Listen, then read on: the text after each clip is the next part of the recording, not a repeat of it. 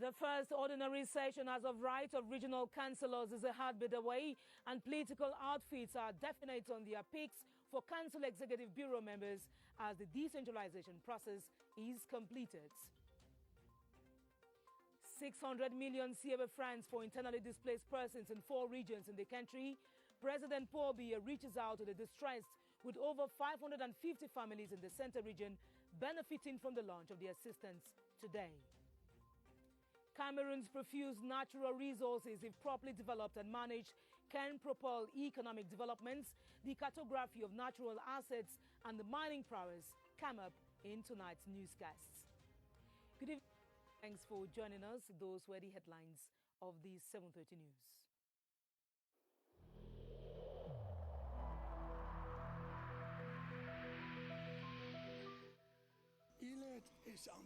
Each of us must comply with the measures that have been taken.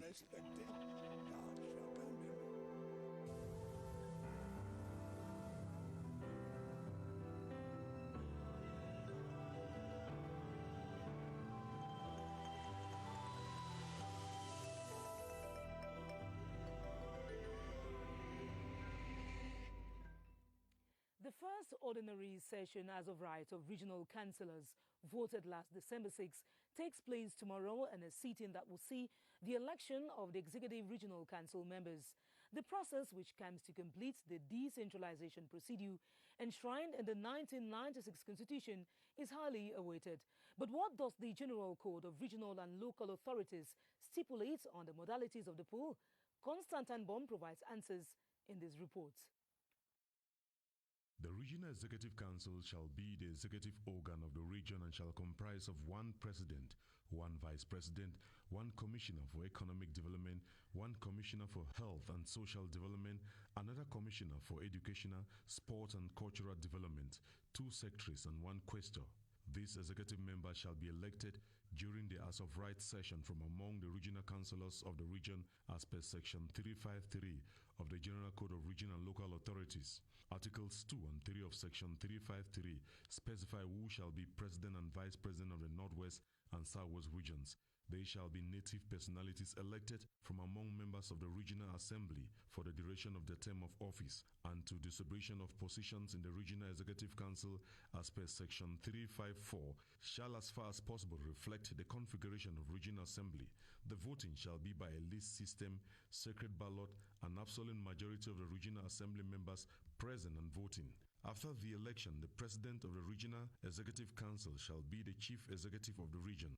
For the Northwest and Southwest regions, there is the Regional Assembly as well, which is the deliberative organ. It shall comprise of 2 houses, the House of Divisional Representatives and the House of Chiefs. The House of Divisional Representatives is made up of 5 committees. The House of Divisional Representatives shall be chaired by the President of the Regional Executive Council. The holding of the ordinary session as of right will determine the councillors eligible to occupy given positions in the Regional Executive Council, the House of Divisional Representatives, or the House of Chiefs in the case of the Northwest and the Southwest regions. In the different regions, a number of clues are, however, indicative of which candidates are vying for the coveted posts. BrigadeAntiSardinard reports on some of the most talked about names in some parts of the country. For the next 5 years, the Adamawa is the one region that will be dominantly controlled by the opposition party, the NUDP of Bello Buba Maigari. Dr. Muhammadu Dewa, veterinary specialist, 60 years old, hometown Tibati, is the one name projected for the post of president of the Regional Executive Council. Names of 3 candidates come up in the North region. El-Haj Amadou Buba, former government delegate to the Garoua Urban Council. Mahonde Tobi, Director of General Affairs in the Ministry of Small and Medium-Sized Enterprises. Umaru, Director of General Affairs, Ministry of Livestock.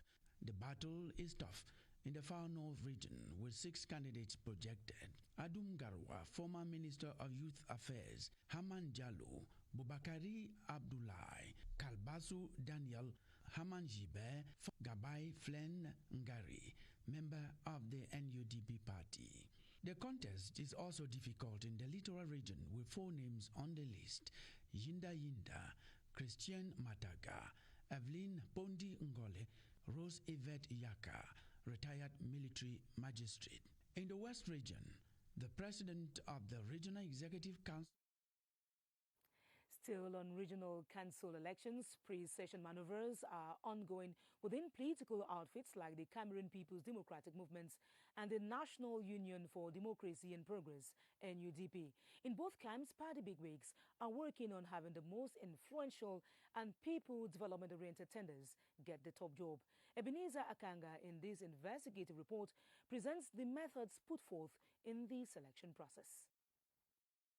Except something spectacular happens, the president of the Regional Council of the Adamawa will come from the NUDP, while the presidents of the regional councils and regional assemblies of the 9 other regions will come from the CPDM. Reliable sources from the NUDP and CPDM say the method they will use to select candidates for the posts is that of investiture.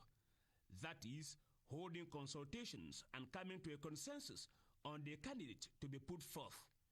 Be it within the NUDP or CPDM, intense pre-session maneuvers are going on.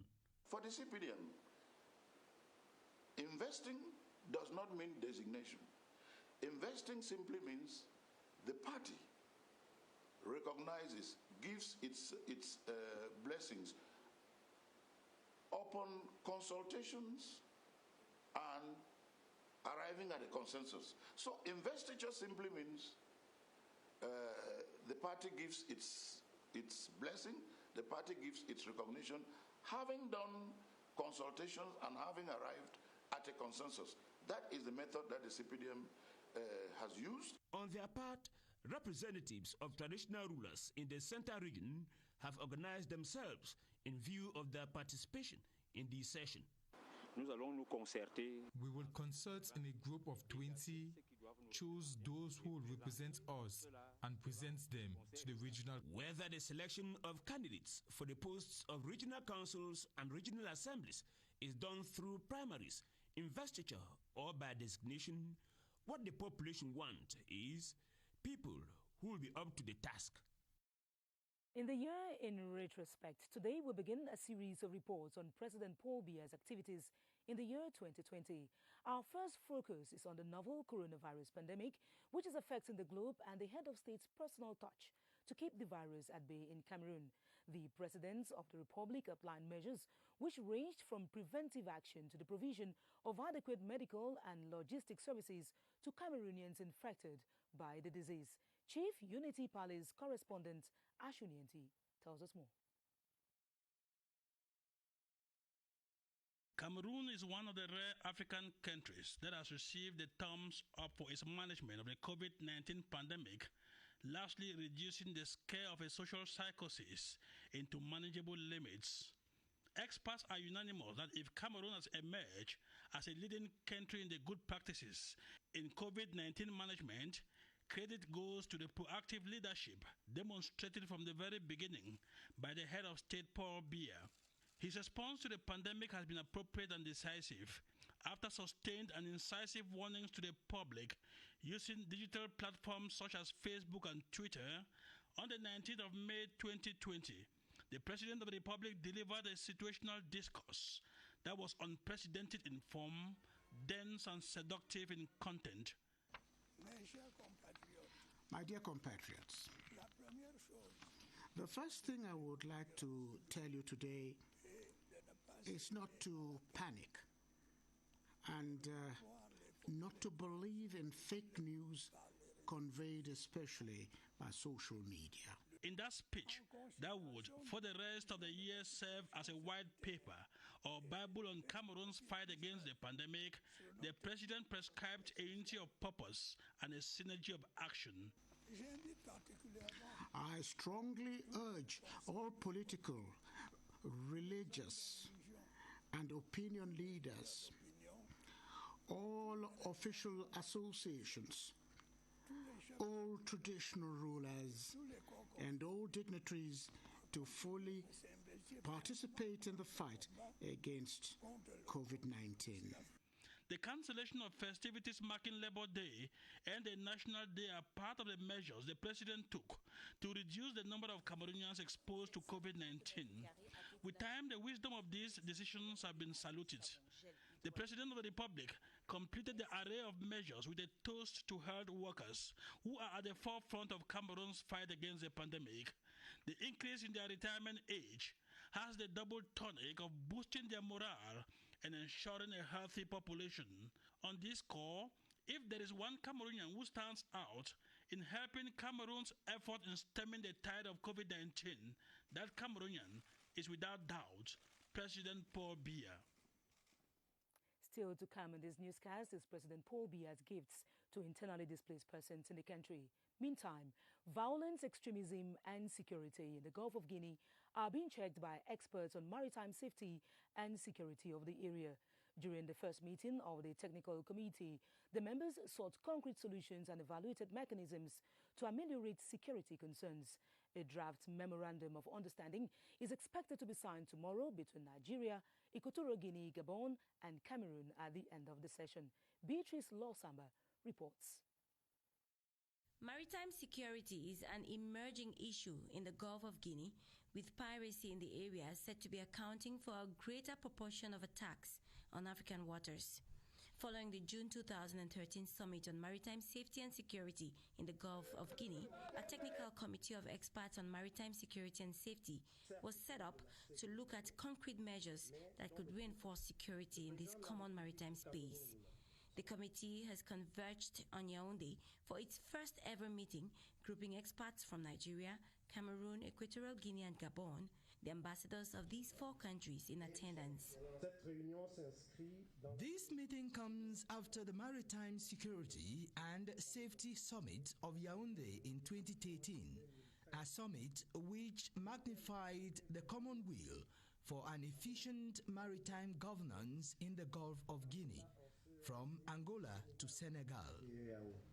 The first visible outcome of this meeting would be a draft memorandum of understanding, a step to a partnership accord that could engage all these countries in making security and safety a priority in the oil-rich Gulf of Guinea.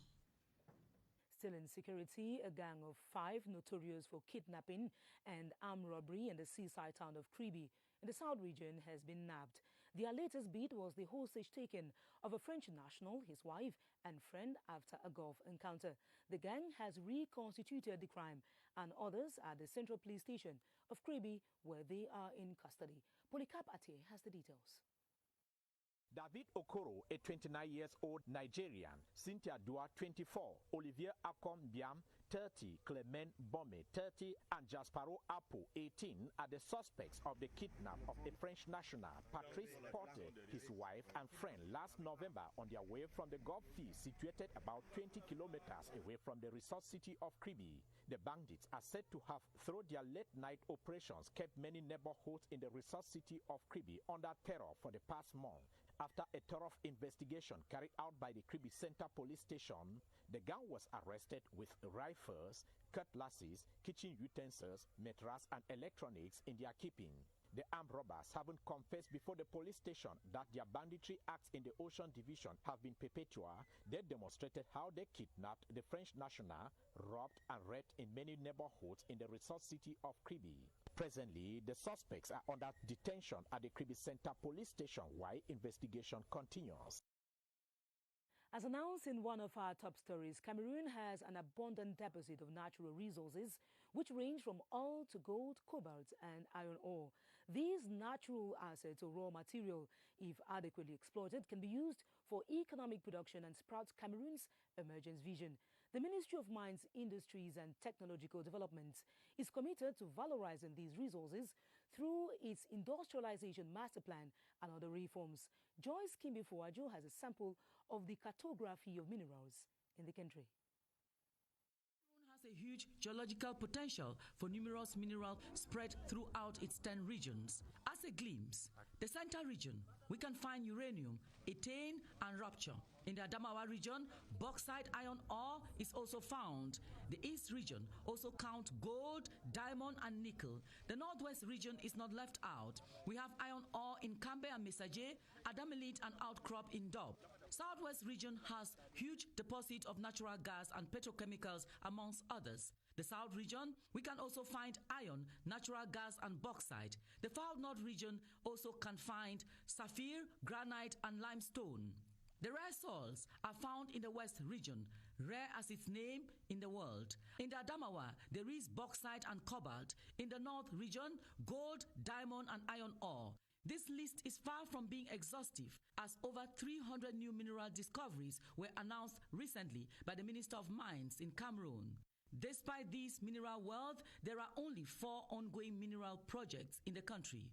We have the Mbalam iron ore, the Kamona nickel cobalt project, bauxite development project in Minimatap and Gaundal, Mobilong diamond mining project. In all, one can rightly say all regions of Cameroon are mineral heavens. The creation of a structure to manage Cameroon's mining sector by presidential decree is a strong indication that government is conscious of the potential of minerals to create wealth. The National Mining Company, SONAMIN, expected to develop and promote the mining sector with the state as its sole shareholder, some experts hold, is primordial for an improved economy. Crise Aritakan tells us more. Underground of inestimable wealth, Cameroon's mineral potential holds the promise of jobs for the population and much needed cash for the state coffers. Industry experts hold that building on these assets is achievable if the necessary keys are in place. The mining permit the state provides is money. You have to valorize it. Building now what we call the subdivision mining corporation. Each subdivision has to request and obtain a exploration mining license, and the local stakeholders has to be involved. Many decry the clandestine nature of activities, which they regret have robbed the state of thousands of billions of Cfa francs. The state has the power to gather all the gold produced in our country, and then you put it in our bank. This bank will give you its caution money, and then you will invest with return in investment. We have to build strong cooperation with big companies involved in the mining. The changing tides in global oil prices has brought with it a race to diversify economies by plowing into sources which can do well and even better for domestic revenue mobilization. Opinions hold that mining is a perfect fit. In health news, the coronavirus continues to affect businesses adversely, and to reverse the impact, a marketing agency known as Easy Group has published a corollary compendium on the COVID-19 response in Cameroon. The document reflects lessons learned, as well as proposals and initiatives for economic recovery. This was at the 2020 Corollary Forum and Awards, chaired by the Minister of Mines, Industries and Technological Development, Gabriel Dodondoke. Iwane Pole attended the event for the 7:30 News. Here's his report. The Corollary Forum and Awards 2020 was organized this Monday in Yaoundé by Easy Group, an experiential marketing agency working in partnership with the Ministry of Mines, Industry and Technological Development. Easy Group is presenting to the public observations and lessons learned from the COVID-19 pandemic in a document entitled the Corollary Compendium. The compendium is a document that brings together all the lessons learned during the pandemic by different sectors on a human level and on a business level. The next generation will hear about the crisis. How do we ensure that they continue the work and they do not commit the same mistakes? That's the purpose of a document like this, which is available on our website and will be available physically in January. The minister in charge of mines, Gabriel Dodondoke, who chaired the forum in the presence of a host of ministers and the Director General of Crtv, Charles Ndongo, lauded the efforts of Easy Group for the Economic Recovery Initiative, as the document proposes a bottom-to-top approach to help economic operators play a more active role in order to regulate their businesses.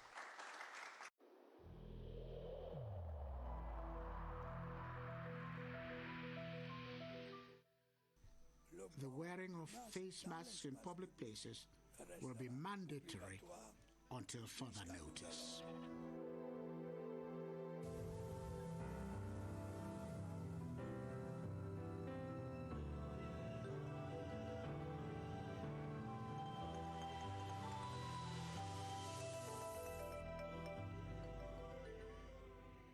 It's 7:50 p.m. and it is 4 days to Christmas, and the hustling and bustling in town are characteristic of the festive period. The end-of-year feast, unfortunately, will have to deal with the coronavirus, where physical distancing and barrier measures are required. As Cameroonians prepare to celebrate the birth of Christ and the New Year, how should they perceive COVID-19?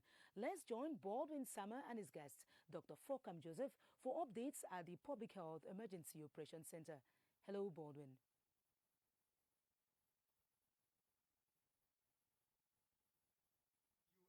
Kmer, I should say this is a very sensitive period of the year when Cameroonians have to be very, very careful with the way they celebrate, because the virus can easily spread. We discussed that tonight with our guest, Dr. Joseph Fokam. He is a virologist. Good evening to you, Doctor. Good evening, Baldwin. What do Cameroonians need to know about these end-of-year feast and COVID-19? Effectively, Baldwin, the end-of-year period is generally marked with several festivities, including massive church attendance, and also including massive ceremonies during in nightclubs, and also maybe during wedding celebrations and other Thanksgiving that people do organize. And what we have seen in the Western world is, with similar gatherings, now there is a massive new infection of coronavirus in Europe. And more so, there is even a new strain that was discovered this week. And this new strain is even more transmissible and more virulent than the currently known one. So imagine in a context like Cameroon, where people don't respect barrier measures, what may happen if we have a similar strain in our context. And that's why we really want to emphasize during this end-of-year festivities, please make sure you should have your mask, make sure you should have your hand sanitizer when you are going out, such that we could at least have these minimum measures respected to prevent coronavirus spread in our context, where already we are seeing a kind of resurgence already.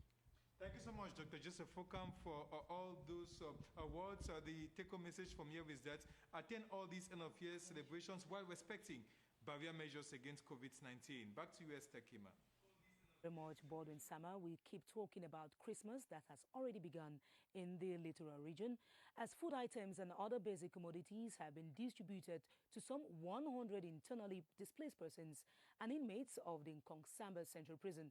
The benefactor is an association from the diaspora engaged in bringing smiles to the underprivileged and people deprived of liberty. Cynthia Etim reports on the public-spirited gesture.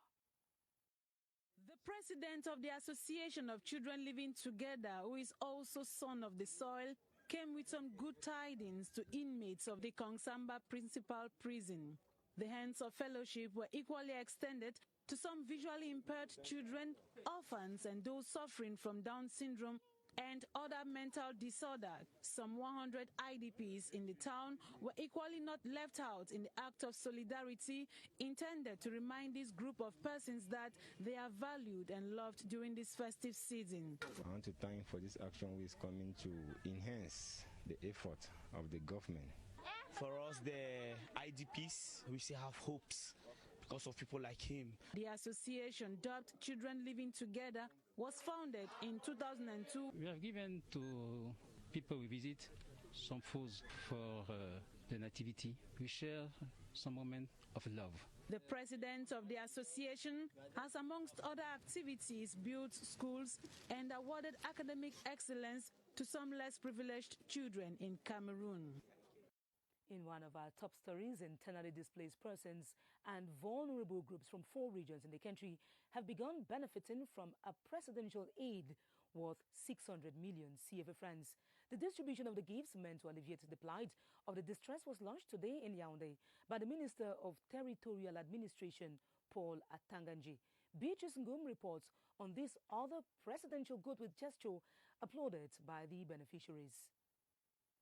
Close to 2,800 IDPs from 550 families, drawn from all subdivisions of the Mfundi, plus the elderly and orphans, are beneficiaries of this presidential aid. Humanitarian assistance comprised of foodstuff, mattresses, detergents, and lots more, coming from the head of state to enable them make merry this festive period. A commendable gesture, beneficiaries say. Launching the distribution in the center, Territorial Administration Boss Paul Atanganji also distributed cartons of face masks to mayors as he called on them to champion the fight to roll back COVID-19 in the center region.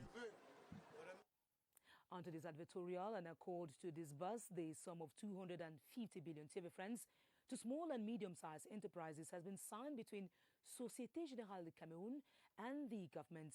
The agreement, signed by Finance Minister Louis-Paul Motaze, representing the state, and the Managing Director of SGC, Mbaye Ndiaye, is expected to boost activities of small-scale enterprises that have been greatly affected by the coronavirus pandemic in the country. Colette Jani has the details. Protocol accord between the government of Cameroon and Société Générale Cameroun stipulates that SGC will improve on the sourcing of finance for some small and medium-sized enterprises in the country. The 250 billion CFA francs to be disbursed by the bank will intensify the activities of these economic operators that were affected by the novel coronavirus. Signing on behalf of the government, the Minister of Finance, Louis-Paul Motaze, thanked the bank officials for the timely response to the needs of economic operators in Cameroon. In response, the Director General of SGC, Mbaye Ndiaye, said the 250 billion loan with classic interest rates is part of the bank's global response to revamp the economy of Africa through its program, Grow with Africa. With 650 employees and 38 branches spread across Cameroon, Société Générale Cameroun for over 50 years has placed accessibility and proximity at the heart of its commitments and daily actions to her clients. In yet another advertorial, Cameroon's coastal history exhibited in rare documents and artifacts has been presented to the public in Douala via the Maritime Museum project. It is an initiative of the Cameroon Shippers Association and the Afrique Avenue International. The exhibition counts for the museum's 7th anniversary, as we hear this report by Dixon Asho. 67 boards of 5 sequences to revoke a rare lane of Cameroon's coastal history, probably untold by many historians. Rare documents, artifacts, and details of the missing historic puzzle backing facts on the pre- and post-colonial period in the spheres of administration, religion, economy, conflict, treaties, and autonomy further enlighten visitors on who really the coastal people are, notably the Sawa. This is just a mile of the archive we have at the Afrique Avenue International. We still have lots of these in foreign countries. With a bit of will, we can bring them and put them at the disposal of Cameroonians. A guided tour around the Maritime Museum led by this Prince of Sawa Disen reveals that much of Africa and Cameroon artifacts snatched by colonialists are still in their keeping with little or no access to them, and this makes the African and most especially Cameroon history incomplete. A forum is underway in Berlin as a follow-up to the rehabilitation of the Berlin Royal Palace that has been equipped with African artifacts. This exhibition is our own way of telling them that our artifacts have no place over there. 7 years since the conception of this historic maritime museum by the National Shippers Council and Fondation Afrique Avenue International, their aspirations remain the restoration and valorization of Cameroon's historic heritage. Some months ago, we got also an exhibition here from the International Maritime Organization. So we think that things are going well. The public will also have to nurse interest around this historic package, and the initiators have called on institutions concerned with culture and education to make way for historians and teachers to take stock of such a source for the proper drilling of learners and Cameroonians on who they really are. And now in sports, the towns of Buea and Limbe in the southwest region that will host Group D teams of the African Nations Championship in January 2021 pride themselves with tourist attractions that can wow guests throughout the competition. From the Alfred Seca Monument in Limbe to the Reunification Monument in Buea, players and the different delegations can spice up their stay in the region. Baldwin Sama picks some of the attractions tonight. Standing tall at Down Beach Limbe with the Alfred Seca Monument, the British missionary who landed, founded and named the town of Victoria today turns Limbe, which will attract many tourists during the African Nations Championship. Life at Down Beach Limbe will be an important item on the agenda of the different delegations. The Limbe Botanic Garden is unique as it provides a serene environment conducive for deep meditations and reflections, a source of attraction for the different delegations. And what about the Limbe Wildlife Center? Here, there were 350 animals of different species, among them 200 primates. This center will attract different guests in Limbe during the competition. Touristic sites in Limbe, we have them, and I think government did well to send a pool of this competition in Limbe, because Limbe has all what it takes to host guests. In Boya, the beautiful Mount Cameroon view won't be resisted by visitors as a reunification monument, unique in its shape, telling signs of the country's unity, will attract guests and visitors. Will be all for this edition of the 7:30 News, in which you heard that 600 million CFA francs has been distributed to internally displaced persons in 4 regions. The gift is from President Paul Biya, who is reaching out to the distressed. Over 550 families in the Center region have begun benefiting from the assistance that was launched today by the Minister of Territorial Administration, Paul Atanganji. More news comes up at 8:30 p.m. with Romeo Chwise. Our programs continue on the CRTV. I'll be back tomorrow at 7:30 p.m. God willing. Good night. Thanks for watching.